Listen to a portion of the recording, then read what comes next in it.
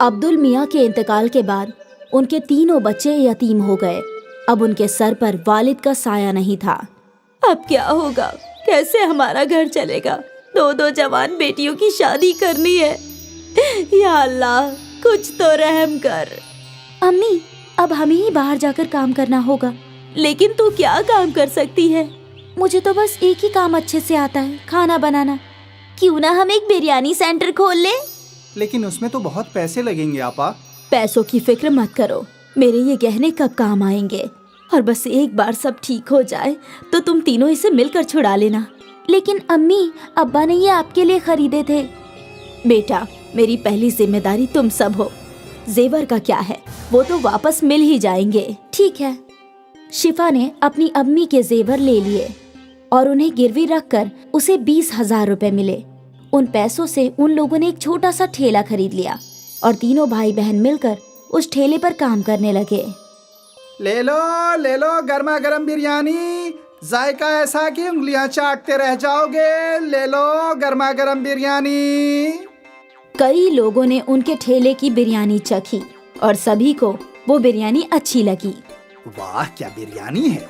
हमने कभी इतनी लजीज बिरयानी नहीं खाई। हाँ, बहुत अच्छी बिरयानी है। शुक्रिया भाईजान, ये हमारी अम्मी का नुस्खा है, हमारी अम्मी की स्पेशल बिरयानी। बहुत अच्छी है। और देखते ही देखते उनका बिरयानी का ठेला चल पड़ा। अब लोगों की भीड़ लगने लगी। मुझे 2 बिरयानी पार्सल देना। ठीक है। मुझे भी दे दो। अब नदीम को लोगों को बुलाने की जरूरत नहीं थी। ठेले पर इतनी भीड़ रहती थी कि तीनों भाई बहन मिलकर ऑर्डर दिया करते थे। ये लीजिए आपका ऑर्डर। ये आपका। ये आपका।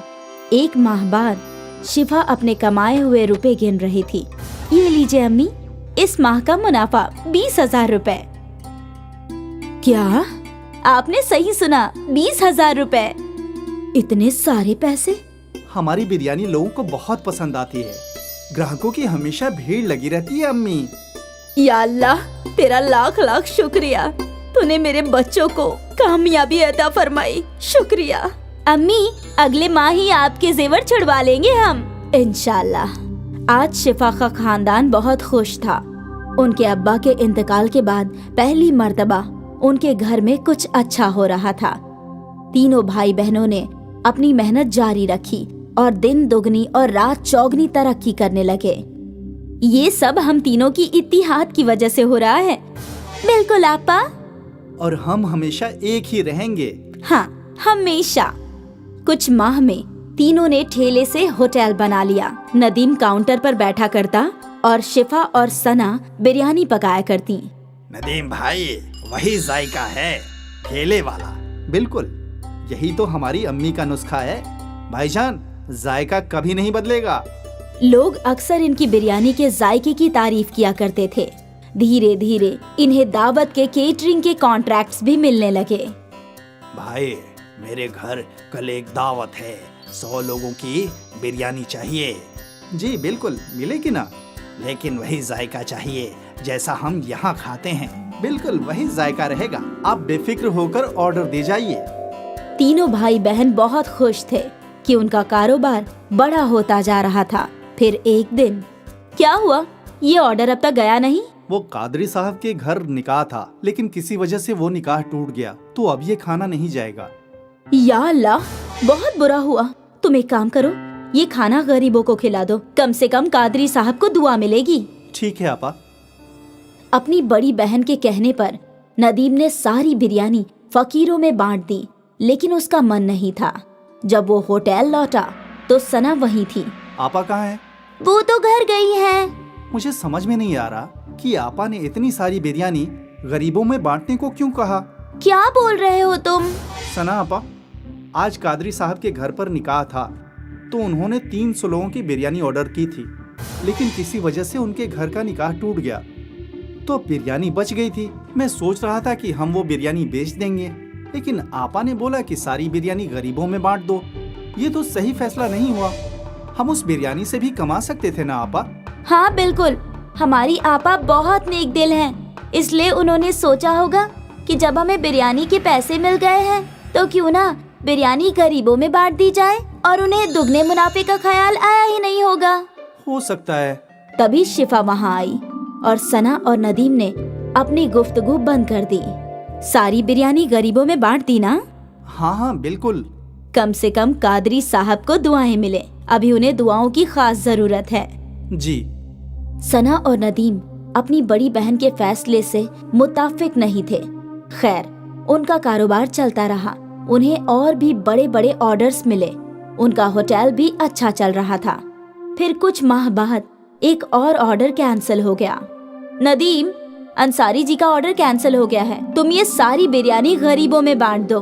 ठीक है आपा। नदीम ने हाँ तो बोल दिया, लेकिन उसका मन नहीं था। बड़ी बहन के घर जाने के बाद सना और नदीम बातें करने लगे। क्या हम ये बिरयानी बेच नहीं सकते? अभी तो रात के 10 बज गए हैं, अब शायद ही ग्राहक आएंगे।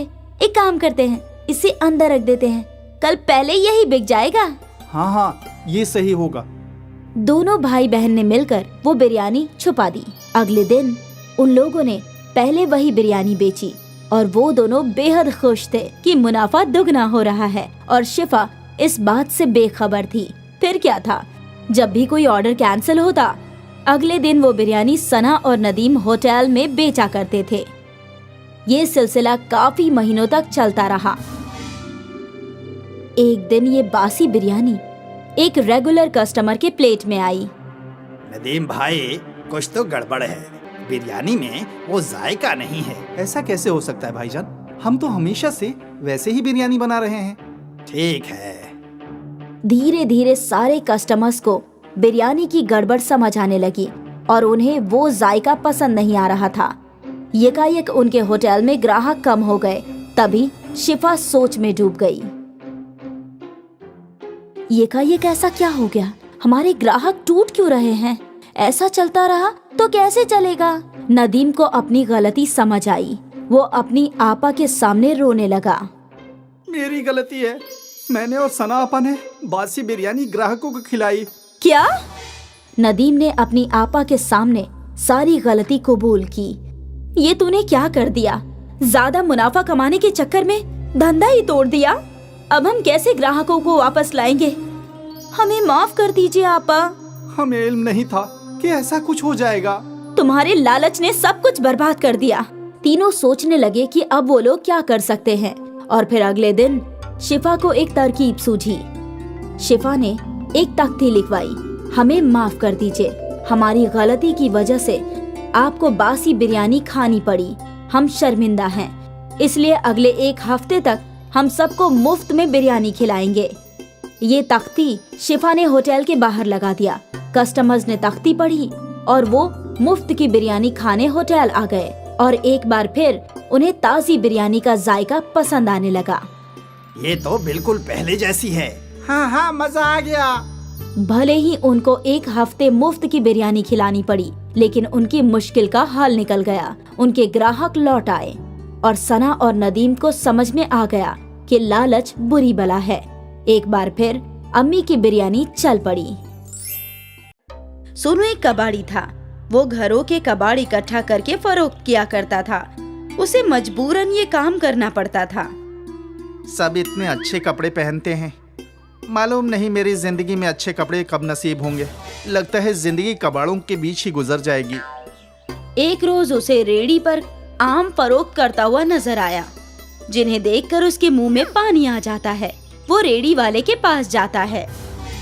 भाईजान, एक आम दे दो, बहुत भूख लगी है। 30 रुपए का एक आम है, ला 30 रुपए। मेरे पास पैसे नहीं है। तो मेरे पास आम भी नहीं है, चल दफा हो जा। दुकानदार उसे धक्के मारकर वहां से भगा देता है। सोनू ललचाई नजरों से आमों को देखता हुआ वहां से चला जाता है। चलते चलते वो एक पार्क में पहुंचता है।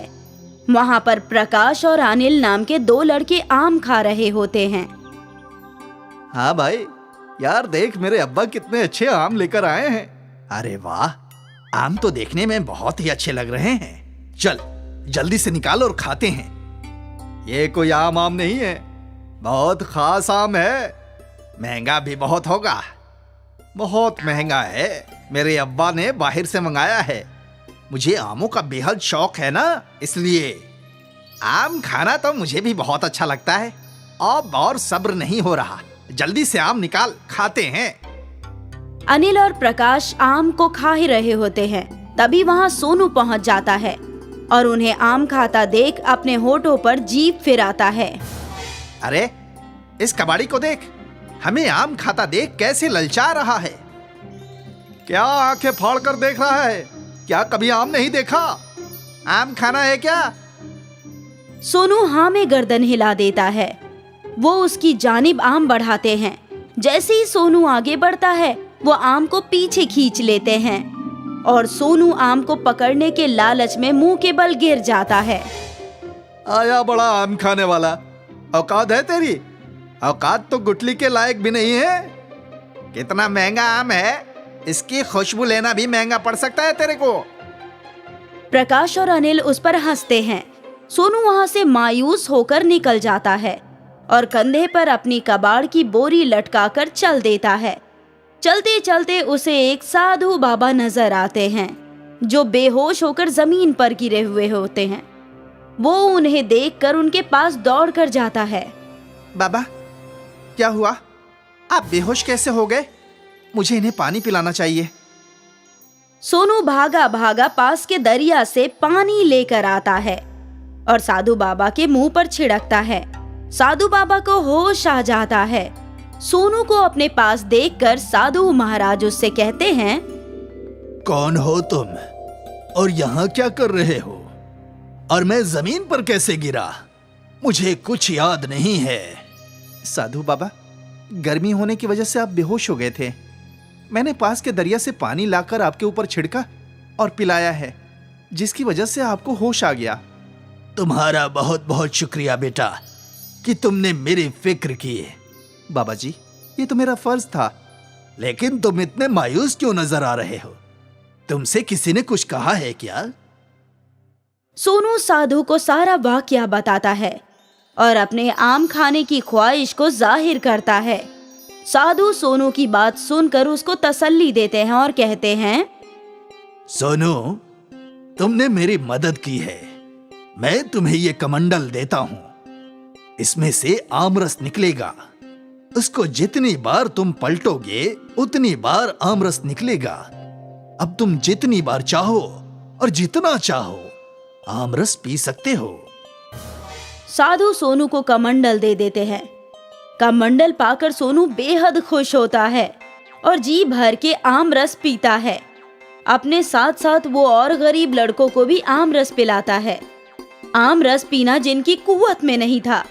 एक बार जब सोनू कमंडल में से आम रस निकालकर पी रहा था और अपने दोस्तों को पिला रहा था, तब अनिल और प्रकाश उसे देखते हैं। प्रकाश, ये तो वही लड़का है ना जिसको हमने आम खाने नहीं दिया था और उसको धक्के देकर भगा दिया था?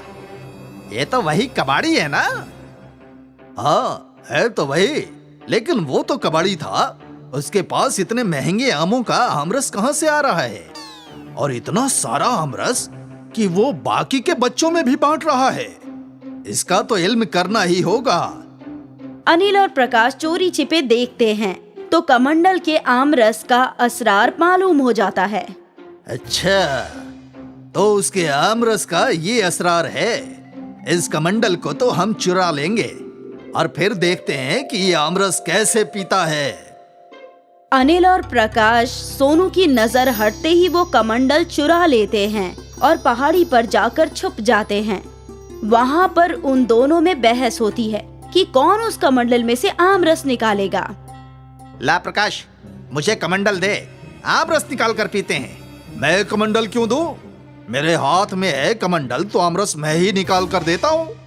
नहीं नहीं, कमंडल से आमरस तो मैं ही निकालूंगा। अगर हिम्मत है तो मुझसे हासिल करके दिखा। आमरस का कमंडल मेरे पास है और मैंने कमंडल चुराने में मेहनत ज्यादा की है, तो कमंडल का आमरस मेरा हुआ। मैं तुझे थोड़ा सा दे दूंगा। प्रकाश और अनिल उस कमंडल के लिए आपस में झगड़ा करने लगते हैं। तभी कमंडल उनके हाथ से गिर जाता है और आम रस बाहर गिरना शुरू होता है। जितनी बार वो पहाड़ी से टकराता है उतनी मर्तबा कमंडल से आम रस निकलता है, जिसकी वजह से वहाँ सैलाब आ जाता है। मैंने कहा था ना, कमंडल मुझे दे दे, मैं इसमें से अच्छी तरह से आमरस निकाल लूंगा। लेकिन तू है कि मेरी सुनता ही नहीं। अब जितनी मर्तबा यह पहाड़ी से टकराता है, उतनी मर्तबा इससे आमरस निकलता का निकलता जा रहा है। इसी तरह यह निकलता रहा तो सैलाब आ जाएगा। अब मुझे क्या मालूम था इसका जादू इतना ज्यादा चलेगा कि सैलाब आने की नौबत आ जाएगी। देखते ही देखते पूरा मोहल्ला आमरस के सैलाब में डूब जाता है। सभी लोग उस आमरस में तैरते हुए नजर आते हैं। सबके घरों में आमरस पहुंच जाता है। जैसे ही सोनू को आमरस के सैलाब की वजह का अंदाजा होता है, वो उस कमंडल को तलाशने के लिए निकल जाता है। वो सैलाब में चलता हुआ कमंडल के पास पहुंच जाता है। इस कमंडल के आमरस से तो सैलाब ही आ गया। इस सैलाब को कुछ भी करके मुझे खत्म करना ही होगा, नहीं तो सब कुछ तबाह हो जाएगा। सोनू उस कमंडल को अपने हाथ में लेता है और कमंडल से कहता है, कमंडल कमंडल, इस आमरस के सैलाब को वापस अपने अंदर ले लो। अगर तुम इसी तरह आमरस को बाहर करते रहोगे तो पूरी दुनिया ही इस आमरस में डूब जाएगी। तुमसे गुजारिश है कि इस आमरस को अपने अंदर वापस ले लो। कमंडल सारा आमरस अपने अंदर समेट लेता है और सब कुछ कब्ल की मानिंद हो जाता है। अब सोनू उस कमंडल को लेकर उस साधु बाबा के पास जाता है। साधु बाबा, इस कमंडल की अब कोई जरूरत नहीं है। इस कमंडल की वजह से तो पूरा आम का सैलाब ही आ गया था। मुझे तो बस थोड़ा सा आमरस चाहिए। मैं नहीं चाहता कि इस कमंडल के आमरस से फिर से कोई परेशानी हो। तो तुम क्या चाहते हो ये बताओ। साधु बाबा, मैं आपको ये कमंडल वापस करना चाहता हूँ। आप इस आमरस के कमंडल को वापस ले लीजिए ताकि आगे कोई परेशानी ना हो। ठीक है, ये कमंडल तो मैं वापस ले लेता हूँ, लेकिन हाँ, जब भी तुम्हें आमरस पीने का दिल करे तो तुम मेरे पास आ जाना। मैं इस कमंडल से तुम्हें बहुत सारा आमरस पिला दूंगा। जी बाबा जी, जब मेरा आमरस पीने का दिल करेगा तब मैं आपके पास ही आ जाऊंगा। लेकिन इस कमंडल से आमरस नहीं लूंगा, क्योंकि इंतहाई हर चीज की बुरी होती है। एक ना एक दिन कोई चीज ज्यादा होने की वजह से हम मुसीबत में आ जाते हैं। जितना है उतने में ही मुतमईन रहना चाहिए। तुमने बिल्कुल सही कहा। लालच बहुत बुरी चीज होती है।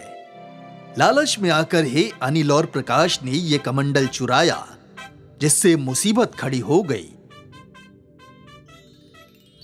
साधु से दुआएं खैर लेकर सोनू वहां से चला जाता है और फिर अपने कबाड़ फरोख्त करने का काम शुरू कर देता है। अब उसको किसी भी चीज को खाने का दिल करता है तो वो साधु बाबा के पास चला जाता है। वो अपने नेमतों से उसे वो चीज दे दिया करते थे, लेकिन वो कभी भी लालच नहीं किया करता था, क्योंकि उसने लालच का अंजाम देख लिया था। वहीं अनिल और प्रकाश को भी सबक मिल जाता है। वो अब किसी गरीब को परेशान नहीं करते हैं और कभी लालच नहीं करते हैं।